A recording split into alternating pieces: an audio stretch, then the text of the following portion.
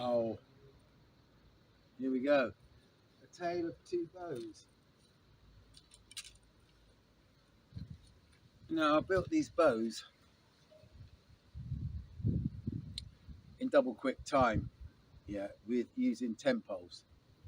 Okay. They've got 6 10 poles in each. Okay. And they're laid out in such a way that you get the best out of the 10 poles. Basically, there's a video on how to construct them back in the day. Anyway, this one here pulls 75 pounds at 26 inches. That was on the tiller, pulling it down. And this one is, I think it's about 70 pounds at 23 inches. I can't remember exactly, but I think it's somewhere around about that. And I've been, I've been shooting bows that are rated at 70 pounds at 32 inches. And I've been shooting bows that are rated at 50 pounds at 32 inches. It's an easy, thing to pull. And I've shot bows at 40 pounds at, but these are short bows. They're mainly longer bows with a longer draw length. And this actually these have shorter draw lengths. So the poundage, so they're very tight, is what I'm trying to say. I do apologise. They're very tight. They're light and tight. Okay. And I've been building up to them. This one here has got more in it than I can get out of it at the moment. I think I'm pulling to about comfortably. I'm pulling comfortably about 70 pounds maximum. I think that because I put my feet on this one and pulled it back with my feet and see how far I could pull it back a bit. I think it went over the 26 inches. It went to nearer 27, 28 inches. So I think there's probably about 80 pounds plus in this bow. And I can't get that out of it. But that was built in 25 minutes. Now, these things are, they're called survival bows, right? Okay. And if you want to do archery in a survival sort of perspective, you need pretty handy bits of kit.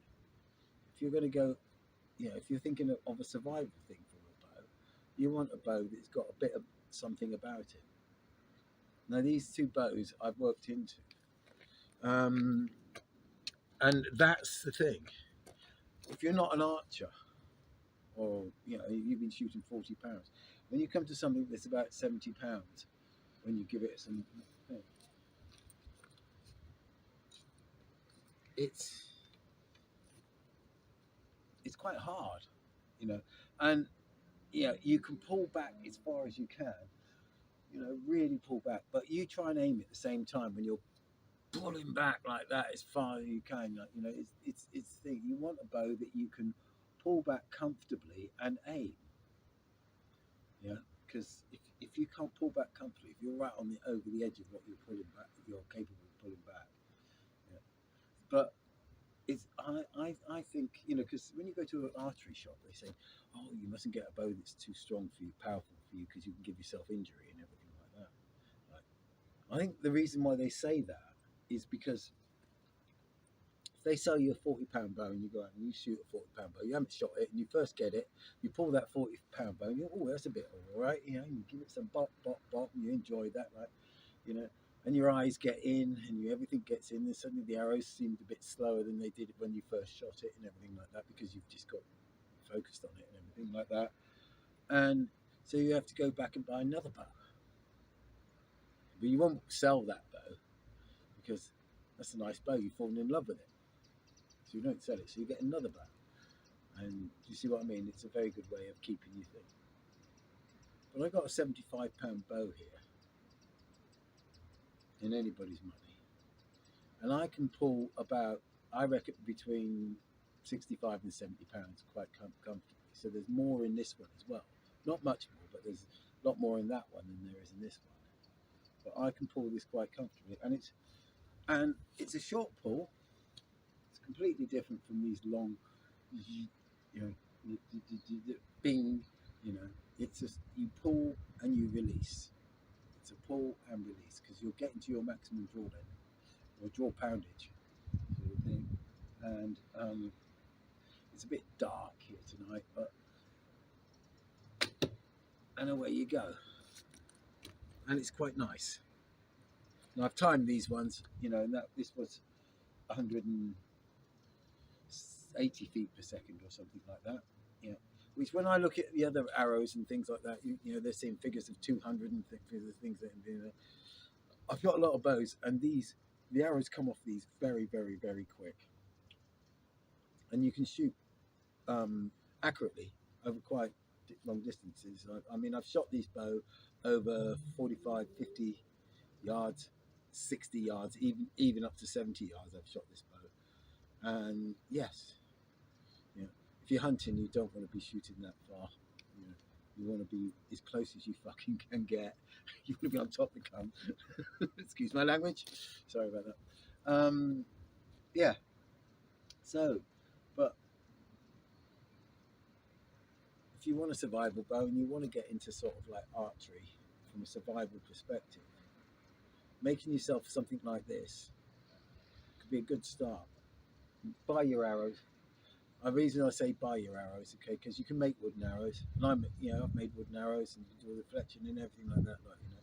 But if you're going to do lots of shooting, lots and lots and lots and lots and lots of shooting, because you want to get yourself, you want to build up your strength and you want to build up the thing. That's how you build it up. You have a bow that's too heavy for you, and you work into it. You work into it. You pull it, and you pull it, and you pull it. You work into it until your body can just do it. And it's amazing, especially young people, how quickly that will happen. You know, so you start off with a bow that you go, bloody hell, I can't pull that. Then a few weeks later, you're just going, whack, you know. And it will happen. You know, I'm in my 60s, well into my 60s, and you know, I've actually gone up. When I was younger, I used to shoot 70-pound longbow, and to be quite honest, I thought I was a bit of a kiddie for doing it. You know, it's not particularly high poundage really, but I could do it, and I could do it quite comfortably. But as I got up, when I came back into archery, up from when I was a bit older, I'd lost it. You know, I pulled a 40-pound. I bought a 40-pound bow. I thought, oh, that's all right. I can do that. Bang, bang. I could do that. I could do that. But it didn't take long before that 40-pound was like, you know, yeah. So I wanted to go up and up and up. But these way, and I went up, but the draw lengths were sort of like the bows that I was buying were higher poundage, but you weren't reaching that poundage until you were getting to 32 inches. I can only pull 28 inches. I'm 5'10". I can pull 28 inches.